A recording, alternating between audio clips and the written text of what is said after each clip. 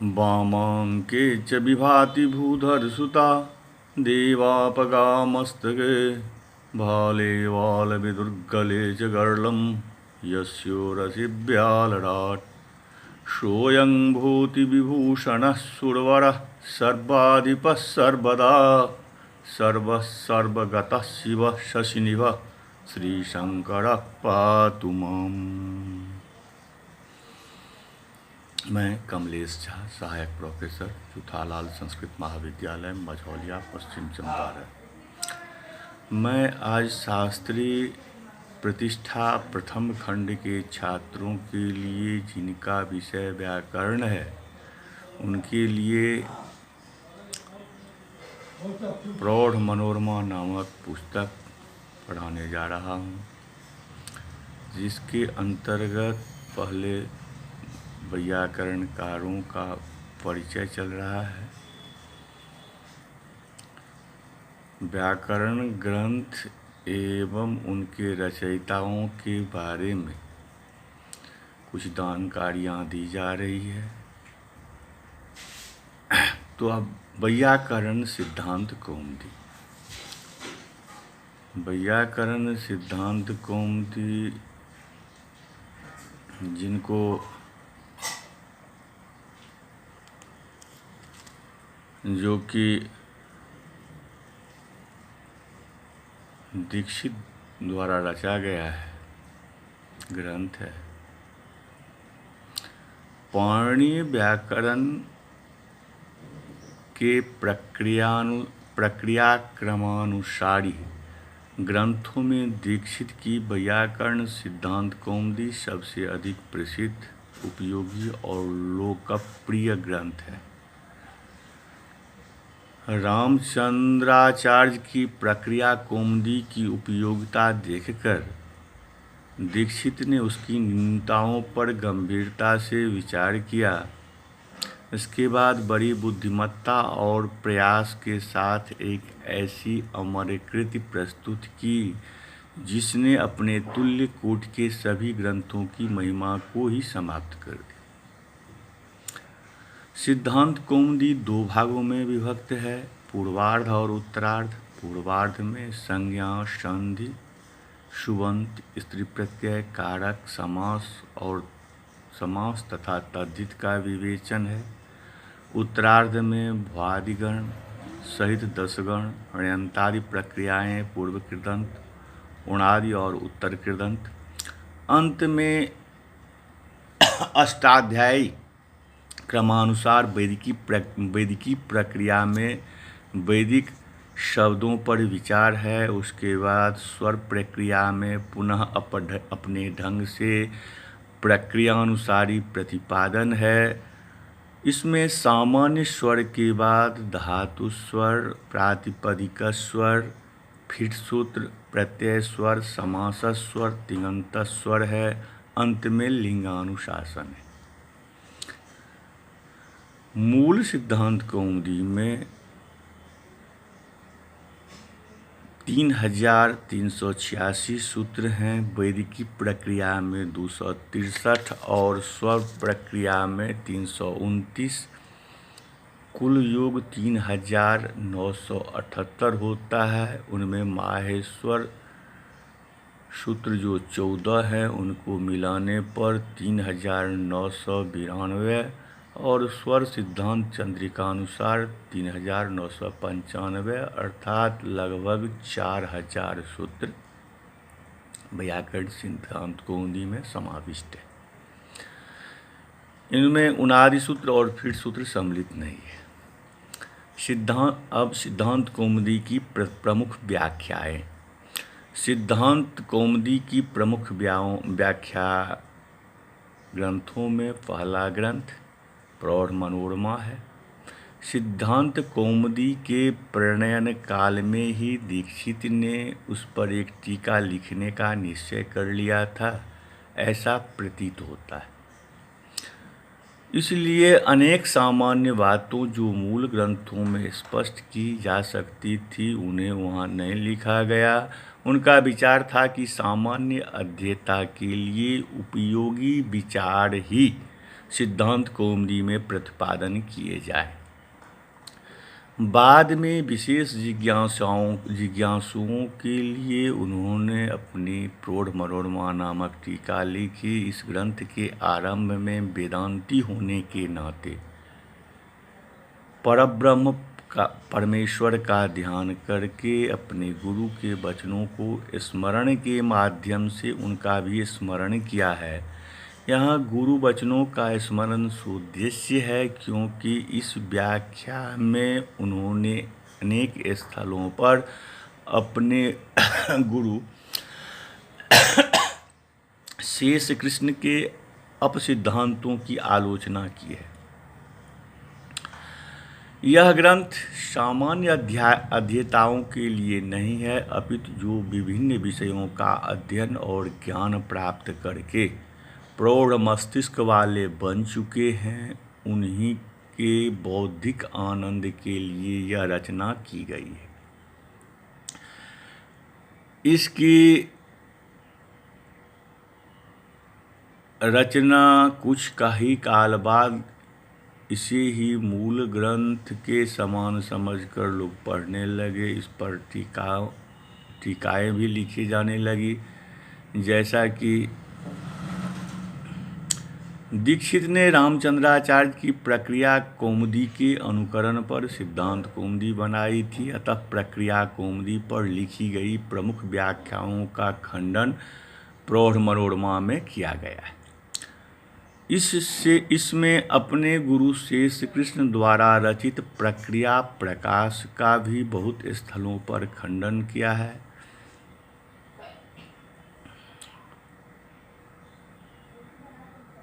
इसे देखकर अपने गुरु के पिता के सिद्धांतों का खंडन करने वाले दीक्षित पर पंडित राज जगन्नाथ बहुत क्रुद्ध हुए, ऐसी कथा है, और दीक्षित द्वारा गुरुवचनों के खंडन के कारण उन्हें गुरुद्रोही की उपाधि दे डाली। यही नहीं, प्रौढ़ मनोरमा के खंडन के लिए उन्होंने मनोरमा कुछ मर्दन नामक ग्रंथ लिखा। दीक्षित के शब्द कौस्तु का भी खंडन किया। मनोरमा में प्रक्रिया प्रकाश के जिन दोषों की चर्चा की गई थी, उनका निराकरण चक्रपाणि ने किया। पंडित राज द्वारा मनोरमा का जो खंडन किया गया था, उसका निराकरण भट्टोजी दीक्षित के पुत्र भानुजी दीक्षित ने मनोरमा मंडन में किया है। इस प्रकार दोनों पक्षों में खंडन मंडन चलता रहा। जिन दोषों या अनुपपत्तियों पर अन्य विद्वानों का ध्यान नहीं गया था, उनकी आलोचना शब्द रत्नकार ने प्रबल तर्कों से कर डाली। इसमें जो कुछ दोष छूट गया, उनकी समीक्षा नागेश ने लघु शब्देन्दु शेखर आदि में प्रस्तुत की है। अब तत्वबोधिनी। सिद्धांत कौमुदी की प्रौढ़ मनोरमा व्याख्या के बाद दूसरी महत्वपूर्ण और लोकप्रिय व्याख्या तत्वबोधिनी है। इसके लेखक ज्ञानेन्द्र सरस्वती थे। इन्हें भट्टोजी दीक्षित का समकालिक माना जाता है। यह व्याख्या काशिका के अतिरिक्त मुख्य रूप से दीक्षित की प्रौढ़ मनोरमा पर आधारित है, अतः दीक्षित के अभिप्राय समझाने में सहायक है। कहीं कहीं काशिका आदि अन्य ग्रंथों के मत भी उद्धृत हैं। सामान्य विषय अविचारित छोड़ दिए गए हैं।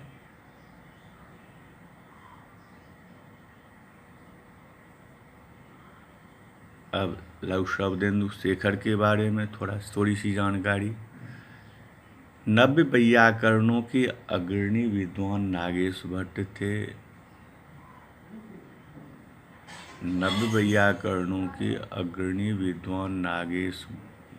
थे। इन्होंने सिद्धांत कौमुदी पर गंभीर व्याख्याएं बृहद शब्देन्दु शेखर और लघु शब्देन्दु शेखर नाम से पुस्तकें लिखी। नागेश महाभाष्य के प्रकांड पंडित थे, इसलिए उन्होंने अपनी हर व्याख्या में भाष्य ज्ञान का प्रदर्शन किया। नागेश भट्ट महाराष्ट्रीय ब्राह्मण थे। इनका उपनाम काल था। इनकी माता का नाम सती देवी और पिता का नाम शिवभट्ट था। ये अपने माता पिता के ऊपर अपार श्रद्धा रखते थे। इनकी कोई संतान नहीं थी, अतः पितृ ऋण से मुक्ति होने के लिए इन्होंने उनके नाम की प्रायः सर्वत्र समाप्ति या प्रारंभ में चर्चा की है और लघु शब्देन्दु शेखर तथा मंजूषा को अपनी संतति के रूप में उन्हें और शिव पार्वती को समर्पित किया। नागेश ने भट्टोजी दीक्षित के पौत्र हरि दीक्षित से व्याकरण शास्त्र का अध्ययन किया था। न्याय का अध्ययन राम भद्राचार्य से किया था। इन्होंने अपने इन दोनों गुरुओं के वैदुष्य का उल्लेख अपने ग्रंथों में किया है।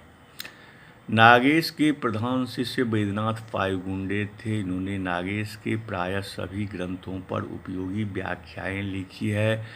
वैद्यनाथ के पुत्र बालम भट्ट ने भी नागेश से शिक्षा ग्रहण की थी। बालम भट्ट ने याज्ञवल्क्य स्मृति की मिताक्षरा टीका पर लक्ष्मी नामक व्याख्या लिखी थी। ये अपने समय के प्रधान धर्मशास्त्री थे। नागेश ने अपने आश्रयदाता श्रृंगबेरपुर के महाराज राम सिंह वर्मा के प्रति अपनी हार्दिक कृतज्ञता आभार व्यक्त की है। याचिका नाम कल्पतरो ररिकक्ष हुतासनात् श्रृंगबेरपुराधीशाद राम तो लब्ध जीविकः। नागेश का जन्म काल विवादग्रस्त है। जयपुर के संस्थापक राजा जय सिंह के अश्वमेध यज्ञ में इन्हें आमंत्रित किया गया था, किंतु क्षेत्र संन्यास ग्रहण कर लेने के कारण ये उसमें सम्मिलित नहीं हो सके थे। वह यज्ञ पंडित बलदेव उपाध्याय के अनुसार संवत 1799 अर्थात 1742 ईस्वी में और युधिष्ठिर मीमांसक के अनुसार 1714 ईस्वी में हुआ था। अतः नागेश 18वीं सदी के प्रारंभ में अथवा 17वीं सदी के अंत में हुए थे। लघु शब्देन्दु शेखर के अतिरिक्त नागेश की अनेक कृतियां हैं। ये दीर्घजीवी थे। इन्होंने प्रायः प्रत्येक विषय पर ग्रंथ लिखे हैं। इनके ग्रंथों की संख्या लगभग 100 है। महाभाष्य पर लिखी गई प्रदीपोद्योत आदि विस्तृत व्याख्या है। व्याकरण दर्शन पर इनकी मंजूषा त्रयी बड़ी प्रामाणिक और उपयोगी मानी जाती है। लघु शब्देन्दु शेखर व्याख्यान नव्य न्याय की शैली में लिखा गया है। उस पर विद्वानों की विभिन्न व्याख्याएं भी उसी शैली में है। आज शेखर का ज्ञान व्याकरण के पांडित्य की कसौटी माना जाता है।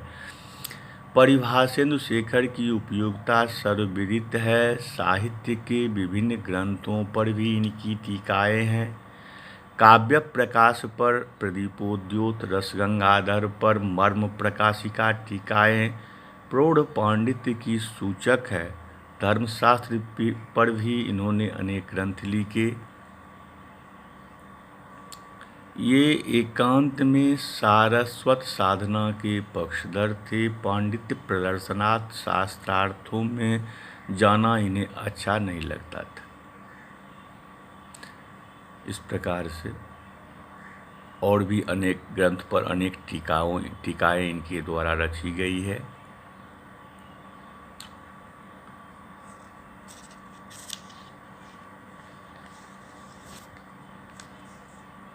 अब ग्रंथ के प्रस्तुत ग्रंथ प्रौढ़ मनोरमा का प्रारंभ किया जा रहा है।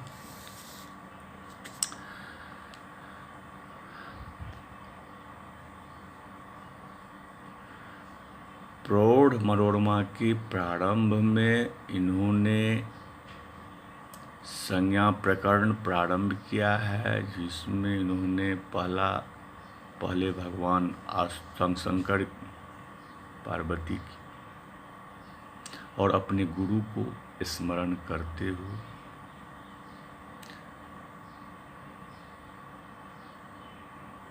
प्रौढ़ मनोरमा नामक पुस्तक की रचना की है। अब इसका मंगल श्लोक है, ध्यायं ध्यायं परं ब्रह्म स्मारं स्मारं गुरुर्गिरः सिद्धांत कौमुदी व्याख्यां कुर्मः प्रौढ़ मनोरमाम्।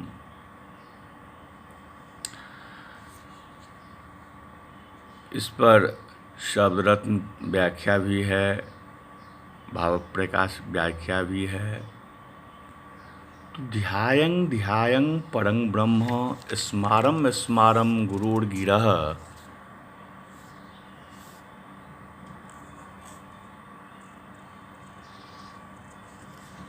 सिद्धांत कौमुदी व्याख्यां कुर्मः प्रौढ़ मनोरमाम्। यहाँ पर ग्रंथकार मंगल कामना करते हुए ग्रंथादौ ग्रंथ मध्ये ग्रंथान्ते च मंगलम समाचरेत् इत्यादि स्मृति विधिवाक्यात् शिष्टाचारानुमितात् मंगलादीनि मंगलमध्यानि मंगलान्तानि च शास्त्राणि प्रथन्ते इत्यादि महाभाष्याद्युक्त फलकत्वाच्च प्रारीप्सित ग्रंथ समाप्ति प्रतिबंधक विघ्न विनाशार्थम समुचित इष्ट देवता स्तुति रूपम मंगलम आचरण भट्टोजी दीक्षितः शिष्य शिक्षायै निवादनाति ध्यायं ध्यायमेति। एवमेव शब्दरत्नकारोपि शिष्य शिक्षायै निवादनाति शेष विभूषणम ईडे इति। मूले ध्यायं ध्यायं परम ब्रह्म ध्यायं ध्यायं गुरुर्गिरः स्मारं स्मारं सिद्धांत कौमुदी व्याख्यां प्रौढ़ मनोरमां कुर्मः इत्यन्वयः।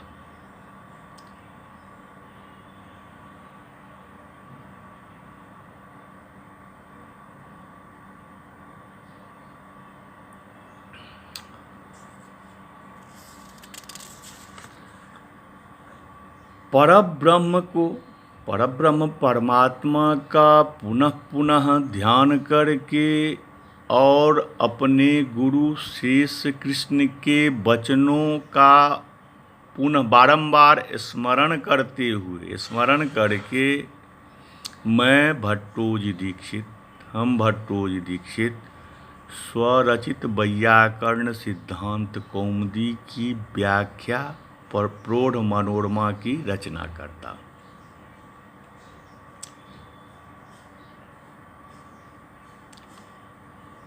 इसका अर्थ हुआ, ध्यायं ध्यायं परम ब्रह्म स्मारं स्मारं गुरुर्गिरः सिद्धांत कौमुदी व्याख्यां कुर्मः प्रौढ़ मनोरमाम्। परब्रह्म का बारंबार ध्यान करके और अपने गुरु शेष कृष्ण के वचनों का पुनः पुनः स्मरण करके हम भट्टोजी दीक्षित स्वरचित वैयाकरण सिद्धांतों की व्याख्या प्रौढ़ मनोरमा की रचना करते हैं। इसकी व्याख्या है शब्द रत्न, शेष विभूषण मीडे शेषार्थ लाभाय दातुम सकलमभीष्टम फलम इष्टे यत्कृपादिष्टि। शब्द रत्न व्याख्या जो इनका है उसमें कहता है, इनकी शेष विभूषणम इति विशिष्टम विविधम वा भूषणम विभूषणम शेषः शेषनाग एव विभूषणं यस्य तस्य शिवम् इत्यर्थः।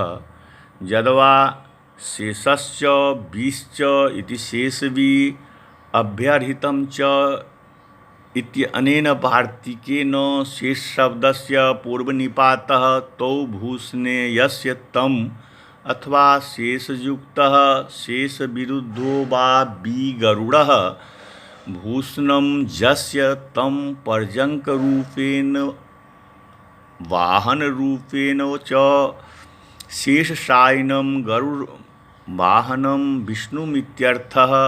एवञ्च श्लेषबलेन शिवं विष्णुञ्चोऽहम् ईडे स्तौमि नौमि। ईड स्तुतावित्यादौ कस्मै प्रयोजनाय? शेषार्थलाभाय। शेषस्य शेषावतारभूतस्य पतञ्जलेः यो अशेषो अर्थः सम्पूर्णमहाभाष्यस्य सिद्धान्तः तल्लाभाय तज्ज्ञानप्राप्तये यद्वा शेषश्च अशेषश्च शेषाशेषौ फणिगरुडो नयोऽत्र विरोधार्थत्वादिति भावः। तयोः ये अर्थाः महाभाष्य गरुडपुराणस्य सिद्धान्तास्तेषां लाभायेत्यर्थः। महाभाष्योक्ताः व्याकरणपदार्थाः गरुडपुराणोक्तोऽर्थः सद असद विवेकः उभयोर्लाभायेत्यर्थः।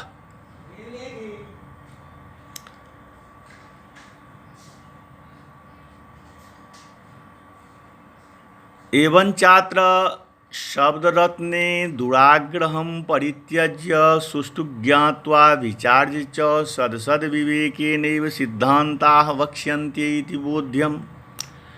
इयं च चतुर्थी तादर्थ्ये इति बोध्यं यत्कृपादृष्टिः यस्य शिवस्य विष्णोः वा कृपायुक्ता दृष्टिः कृपैर्दृष्टिर्वा सकलम् अभीष्टं फलं दातुम् इष्टे ईश्वरत्वेन स्वातन्त्र्यात् समर्था भवतीत्यर्थः। एवञ्च यस्य तादृशदृष्टिरेवेदृक्सामर्थ्यम् इति तस्य महत्त्वं किं वर्णनीयम् इति सर्वोत्कृष्टत्वं तत्रेति सुस्पष्टम्।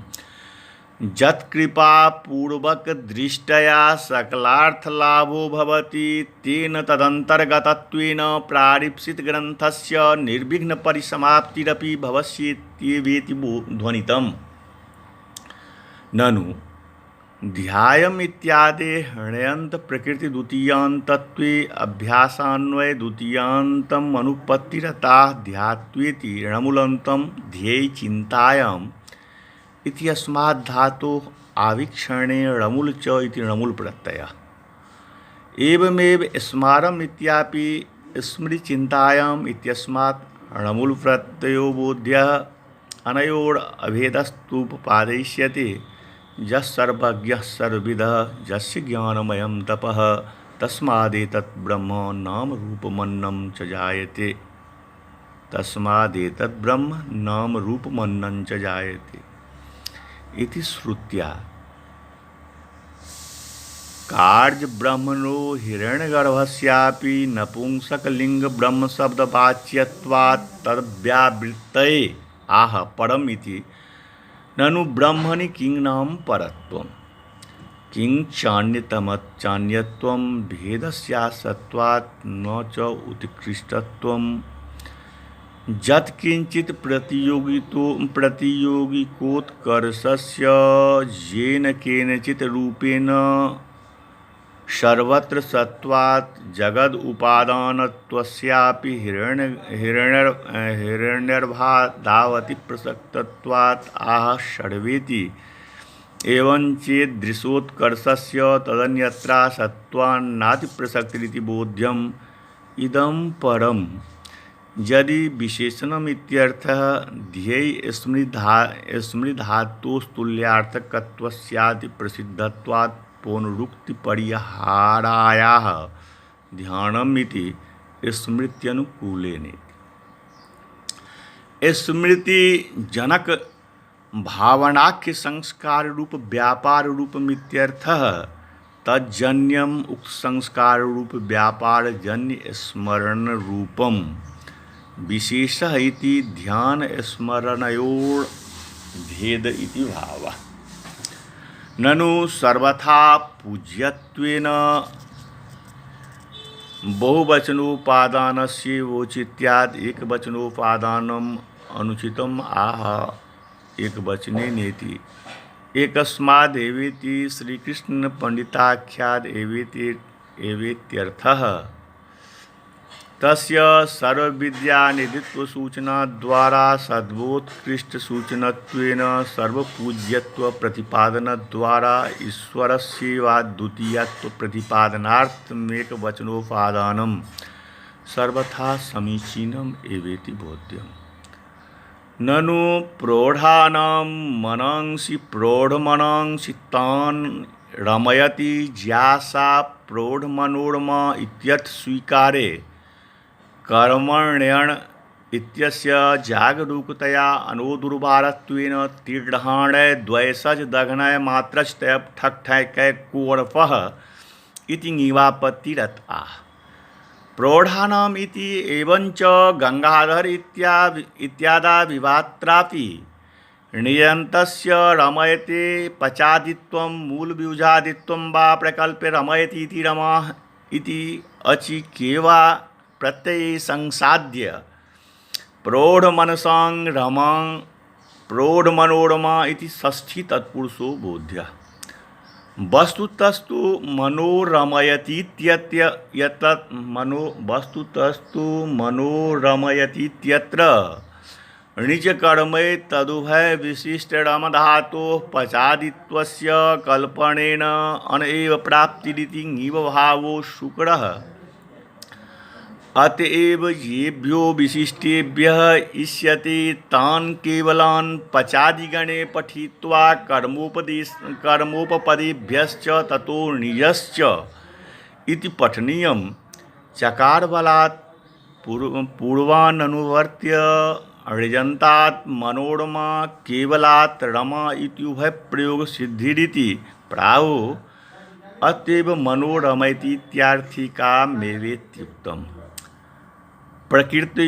प्रकृतोपयोगी प्रौढ़ पदार्थतावच्छेदकम् आह प्रौढ़त्वञ्चेति दर्शनं शास्त्रम् एवञ्च विविधशास्त्रार्थज्ञानोत्तरमेव सकलमहाभाष्यस्य गूढ़ार्थज्ञानं सम्भवति नान्यथा भाष्ये तत्र तत्र विचारसमये सकलशास्त्रीयविषयाणां ध्वननात् केचित्तो सकलपदं महाभाष्यं विशेषणं तेन दर्शनार्थज्ञानपूर्वक सकलमहाभाष्य गूढ़ार्थज्ञानवत्वमित्यर्थः फलति। साकल्येन महाभाष्य गूढ़ार्थज्ञाने सत्येव दर्शनानाम् इखज्ज्ञानेऽपि इयम् आनन्ददायिका। एवञ्च विविध दार्शनिक ग्रंथानाम अध्ययन पूर्वकम सिद्धांत कौमुदी अध्यातारो अधिकारिणः।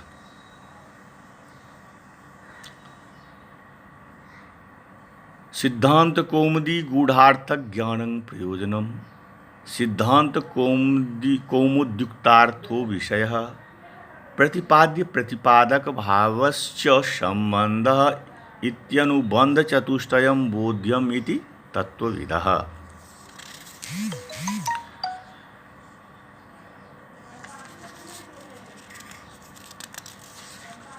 अब यहाँ शब्दरत्न जो व्याख्या है शेष विभूषणम ईडे शेषा शेषार्थ लाभाय दातुम सकलमभिष्टम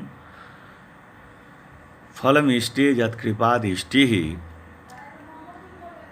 अर्थात शेष अर्थात नाग के अवतारभूत भगवान पतंजलि के द्वारा प्रतिपादित समस्त पदार्थों अर्थात महाभाष्योक्त रहस्यों का ज्ञान करने के लिए शेष विभूषण शेष नाग है, विशिष्ट आभूषण अलंकार जिनके ऐसे शिवजी को अथवा शेष शयनाधार रूप से शेषनाग वाहन रूप से भी गरुड़ है, भूषण अलंकरण जिनके, ऐसे विष्णु की स्तुति मैं हरि दीक्षित करता हूँ।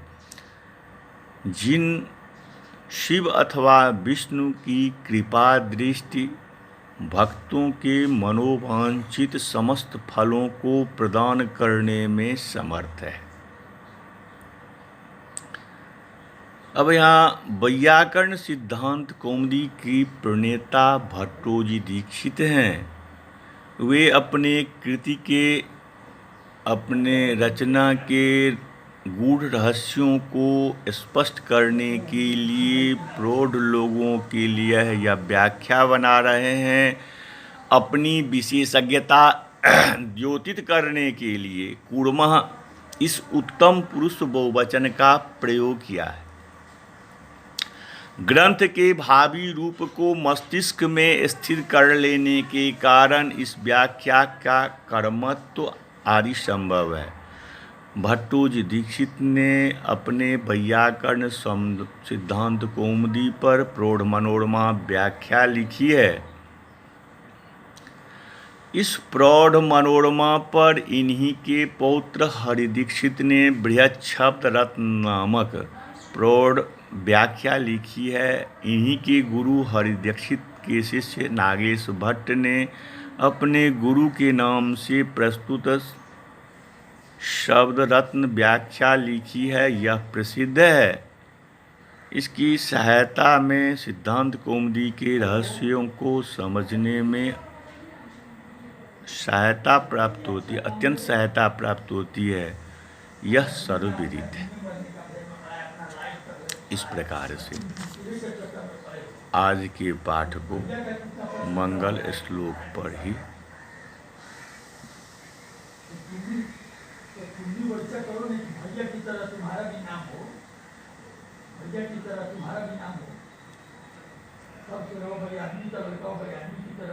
अब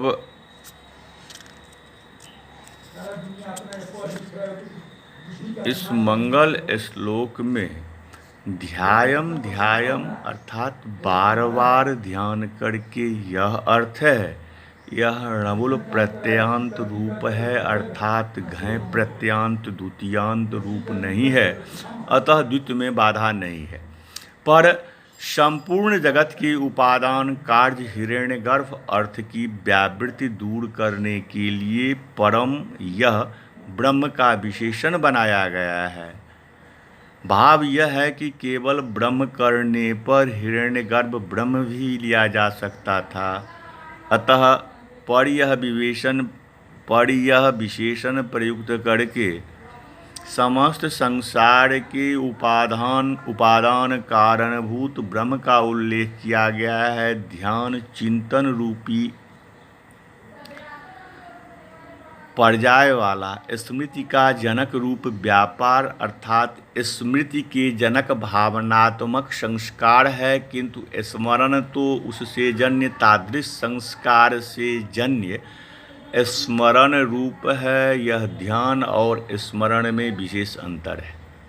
अतः किसी एक शब्द के उल्लेख से कार्य निर्वाह संभव न होने के कारण भट्टोजी दीक्षित ने दोनों का उपादान किया है। ध्यायम के समान स्मारम यहाँ भी णमुल प्रत्यय ही है। पूज्य होने से बहुवचन का प्रयोग उचित था, पर न करके एक वचन के प्रयोग का रहस्य प्रकट करते हैं।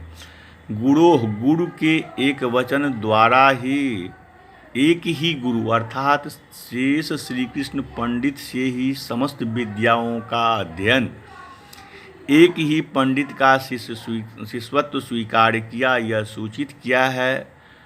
प्रौढ़ों को मनों को रमाती है, आनंदित कराती है। इस अर्थ वाली मनोरमा को बना रहा हूँ और प्रौढ़ों में रहने वाला प्रौढ़त्व दर्शन शास्त्र के अर्थों को ज्ञान करते हुए, ज्ञान कराते हुए संपूर्ण महाभाष्य के गूढ़ अर्थों का ज्ञान वाला होता है। अर्थात जो व्यक्ति दर्शन ग्रंथों का अध्ययन एवं ज्ञान प्राप्त करके संपूर्ण महाभाष्य के गूढ़ रहस्यों को समझ चुका है, वही यहाँ प्रौढ़ है। उसके मन को आनंदित कराने वाली यह रचना है। इस प्रकार प्रौढ़ मनोरमा शब्द की व्युत्पत्ति रस गंगाधर के समान है। पहले रमयति इस अर्थ में नंदी ग्रही पचादिभ्यो ल्यूनिन्यचः, ये जो पाणिनि के सूत्र से अच प्रत्यय अथवा मूल व्युजादिभ्यः कह वार्तिक से क प्रत्यय करके स्त्री प्रत्यय करने पर रमा शब्द निष्पन्न होता है। इसके बाद प्रौढ़ मनसांग रमा यह षष्ठी समास करना चाहिए। शब्द रत्न में प्रौढ़ानांग मनोरमयति यह विग्रह नहीं है, अपितु तात्पर्यार्थ है। अन्यथा अन प्रत्यय करने पर निप की आपत्ति आती है। इसका विषय इस प्रकार से मंगल श्लोक की व्याख्या पर ही आज के पाठ को विराम दिया जाता है। अगले पाठ में सूत्र प्रारंभ किया जाएगा। तब तक नमस्कार।